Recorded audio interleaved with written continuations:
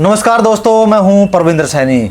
दोस्तों, आजकल प्रदेश में कई ऐसे मुद्दे हैं जिनको लेकर प्रदेश में हंगामा मचा हुआ है, क्योंकि हर तरफ कई ऐसे मामले हैं। हम क्राइम की बात कर ले या दूसरी तरफ जिस तरीके से बुजुर्गों की पेंशन काटी जा रही है, उसको लेकर बुजुर्ग काफ़ी सरकार से नाखुश नजर आ रहे हैं। और इसी विषय को लेकर हमारे साथ शीला नफे सिंह राठी हमारे साथ मौजूद है। मैडम, आपका स्वागत है।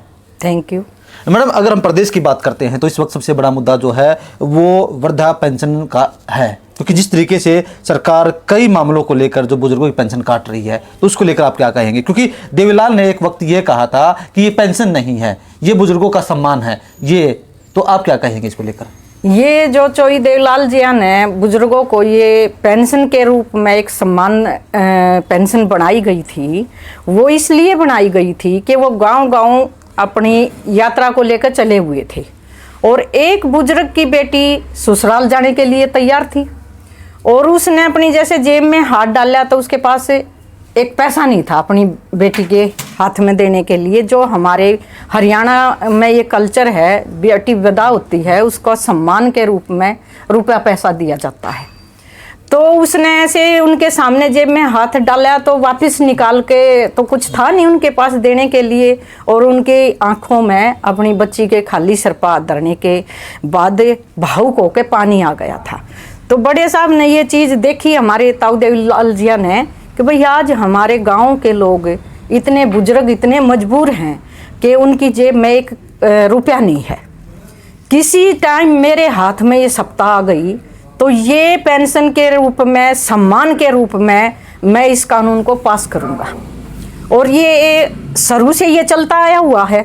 आज इसको तरोड़ मरोड़ के जिस तरह ये सरकार पेश कर रही है, बुजुर्गों की पेंशन काट रही है, विधवाओं की पेंशन काट रही है, कुछ न कुछ बहाना बना के कि आपकी इतनी इनकम है, आपका इतने ये इनकम है। उसकी इनकम जो है बुजुर्ग की, वो एक सम्मान के रूप में कानूनी तौर पर ताऊ देवीलाल की बनाई हुई है। कोई ना कांग्रेस सरकार की बनाई हुई है ना बीजेपी सरकार की बनाई हुई है।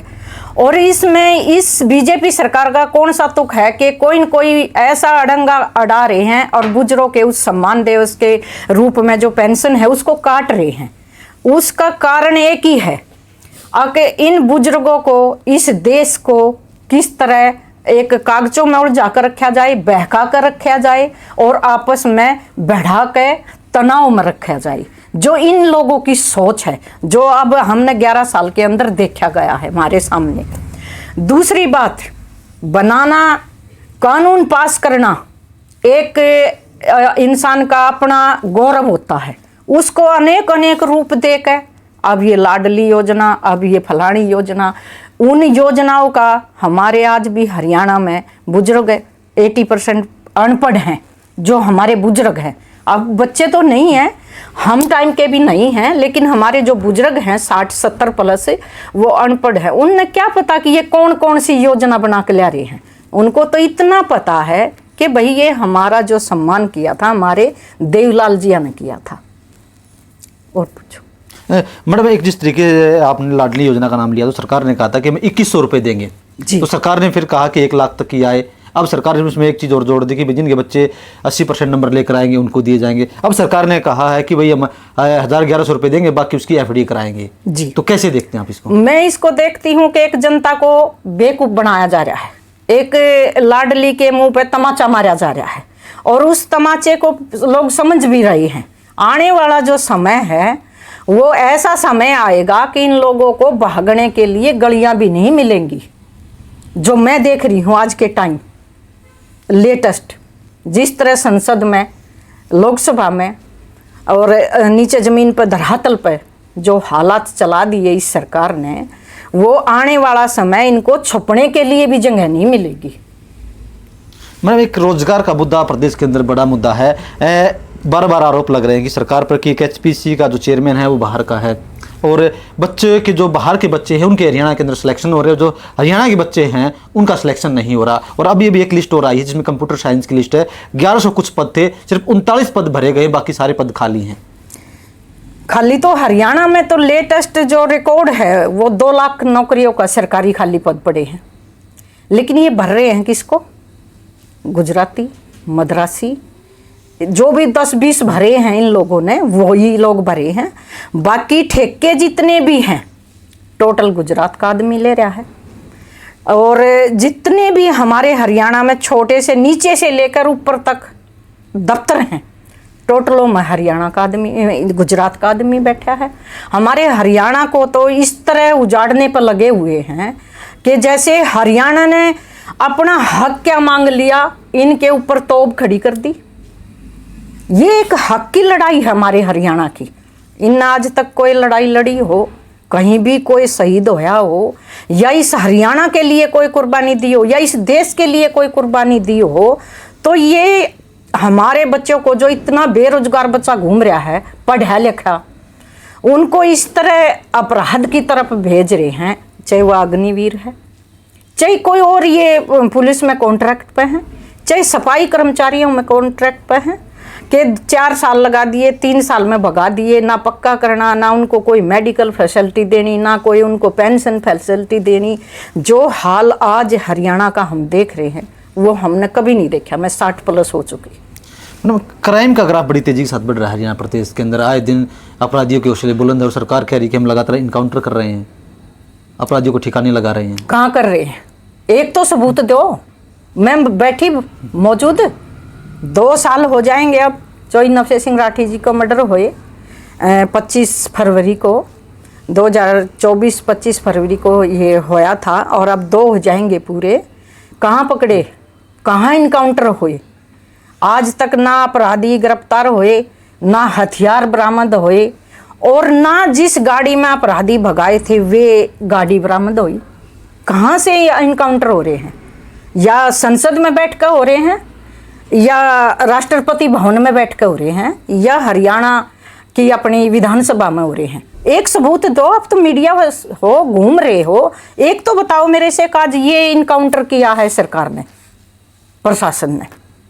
एक अभी पीछे जैसे अपना IAS वो अफसर का सुसाइड, फिर वो कांस्टेबल का सुसाइड, और आए दिन एक ना एक सुसाइड हो रहा है।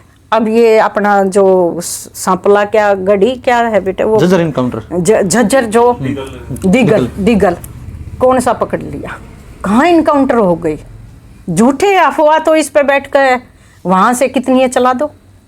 धरातल पे जो बातें हैं वहाँ आना पड़ेगा, उसको माइंड में लेके बढ़ना पड़ेगा, जब कहीं अपराध रुकेगा।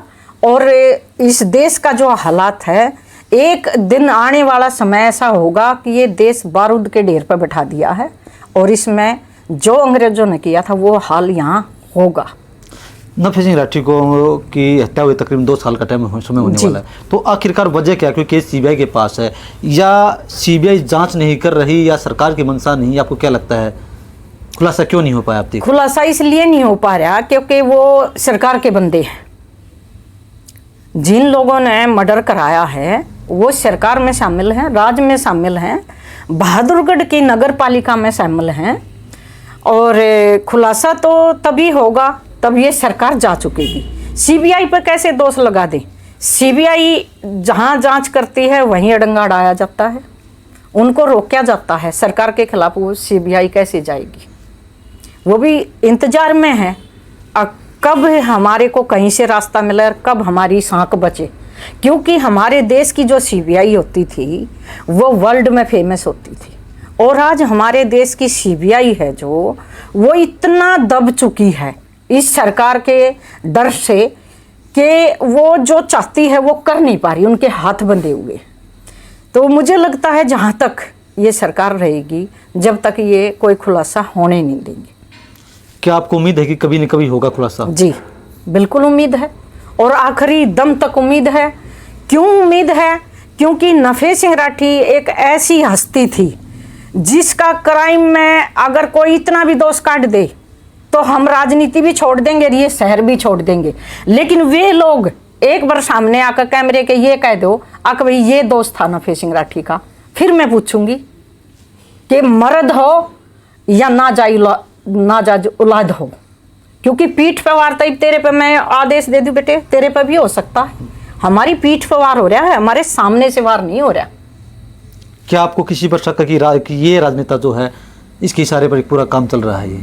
शक है, पूरी की पूरी सरकार है हरियाणा जो उस टाइम मौजूद थी, अब नहीं कह सकती, लेकिन उस टाइम जो मौजूद थी पूरी की पूरी सरकार मौजूद है उसमें, प्रशासन तक का हाथ है उसमें मिलकर। मैडम, अगर हम मौजूदा सरकार की बात करते हैं तो ये सरकार किस तरीके से काम करी, आपको क्या लग रहा है? ये किसी तरह से कोई काम नहीं कर रही है, सिवाय बर्बादी के कोई भी काम नहीं है, धरातल पर कोई भी काम नहीं है। सिर्फ एडवर्टाइजमेंट है, मीडिया पे पेपर में ऐड है, और इससे अलग जो एक भी अगर काम होया हो, ये पीछे जाते हैं 70 साल पीछे। 70 साल को क्यों ले रहे हो? 11 साल से तो तुम मौजूद बैठे हो, वो दिखाओ ना करके काम। ट्रिपल इंजन की सरकार है हरियाणा से लेकर संसद तक। जब एक सरकार होती है तो विकास होते हैं, बर्बादी नहीं होती। और इनने तो देश की वो बर्बादी कर दी कि 70 साल पीछे धकेल दिया पूरा देश। और हरियाणा तो आज बारूद के ढेर पर बैठा है, नशे की तदार पे है, और आतंकवाद का वो बोलबाला है जो कभी यूपी में होता था, आज वो हरियाणा में है। इससे बढ़कर और मैं क्या बता सकती हूँ। मैडम, जिस पार्टी से आप संबंध रखती हैं उस पार्टी पर हमेशा आरोप लगे हैं कि जिस वक्त इनेलो का राज था तो उस वक्त प्रदेश के अंदर जंगल राज हुआ करता था। आज ये लोग हम पर आरोप लगा रहे हैं, उस समय नहीं सोचते कि सरकारें जो हैं रोहतक जेल से चला करती थी। ये हमारी इंडियन नेशनल लोक दल सरकार को कहते हैं जी। आज चल रही है सरकार तो जेल से, उस टाइम तो नहीं चली, उस टाइम तो हरियाणा नंबर 1 पे था। आज अपराध में हरियाणा नंबर 1 पे, जेल से ही चला ना अपराध। राम रहीम जेल से ही चल रहा है ना, रामपाल जेल से ही चल रहा है ना, तो उस टाइम पे कौन चल रहा था जेल से? एक भी मुद्दा दो कहने के लिए, ये तो बगैर जुबान की जीभ है, कुछ भी कह दे, लेकिन मुद्दा लेके आओ ना। कहाँ थी गुंडागर्दी? स्टेट छोड़ के भाग गया था सब कुछ, बदमाश। और आज बदमाश पूरा देश के हरियाणा के अंदर है। नहीं हो तो तुम पत्रकार हो, तुम खुद पता है तुम्हें भी। तो चलिए दोस्तों, प्रदेश के अंदर जो कई मुद्दे थे उन पर शीला नफे सिंह राठी ने खुलकर अपने विचार रखे और सरकार को लगातार कटघरे में खड़ा किया। और जो भी सरकार इस समय कर रही है, जहां पर भी कमी नजर आई, उन्होंने सरकार पर भी सवालिया निशान खड़े किए हैं। और दूसरी तरफ जिस तरीके से नफे सिंह की हत्या हुई उसका खुलासा अभी तक नहीं हुआ, इसका दुख भी उन्हें है। मैडम, हमसे बातचीत करने के लिए आपका बहुत बहुत धन्यवाद। Thank you.